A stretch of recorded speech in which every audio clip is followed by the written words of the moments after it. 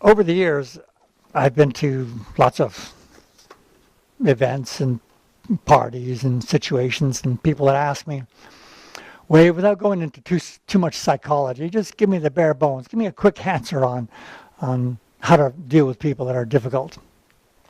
And I have 9 points that I'm going to cover tonight. The first is the R.A.D, radical. It's an acronym, R.A.D.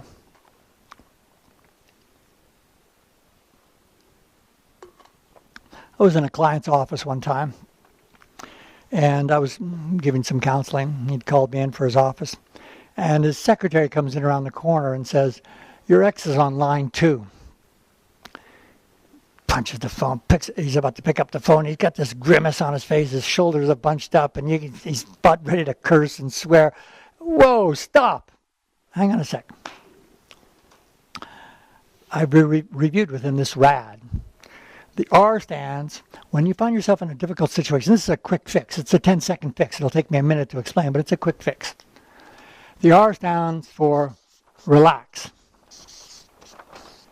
Give yourself a relaxing word like, oh, chill, cool, take a pill, let go. Breathe. Trigger yourself with some key word that can detach from that situation that you're in. Next, the A represents, give yourself an affirmation. An affirmation is something like, I like myself. I'm a nice person. Automatically, I bring a smile to myself when I say something like that. So once you've relaxed, given yourself an affirmation, the D represents detach. Everyone has some place in their lives that they can access that's really beautiful. That's a wonderful place they can be. Mine is on the beach in Mexico one time, being surrounded by all these translucent fish while I was under the water. And I came out of the water and just, whoa, goosebumps, the whole thing. I can access that even at this moment. And you can look around if you need to be at some of the arts. So there's always some element of beauty that you can detach. Just go someplace other than this cycle that you're in. So once you can go and relax, affirm, detach, then I advise them, okay, get back on the phone now. If you can, put a smile on your face. It's very difficult to be aggressive and smile at the same time.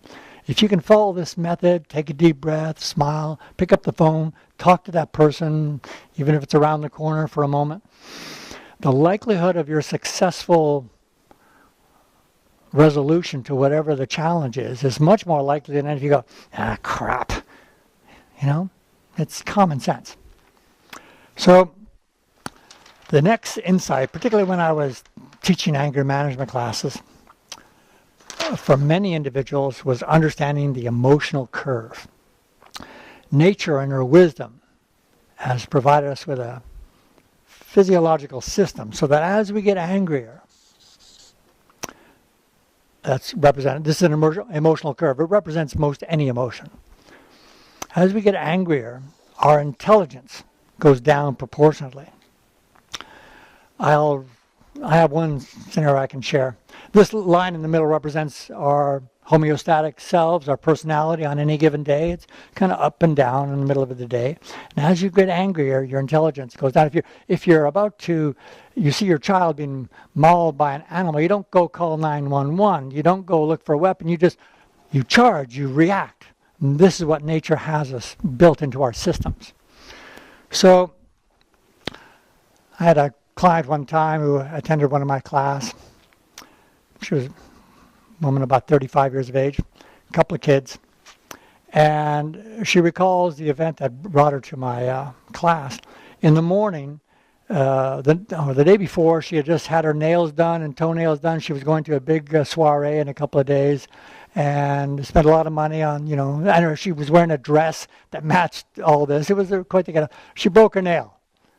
Hey, not the end of the world, but suddenly she kind of left that relative ground.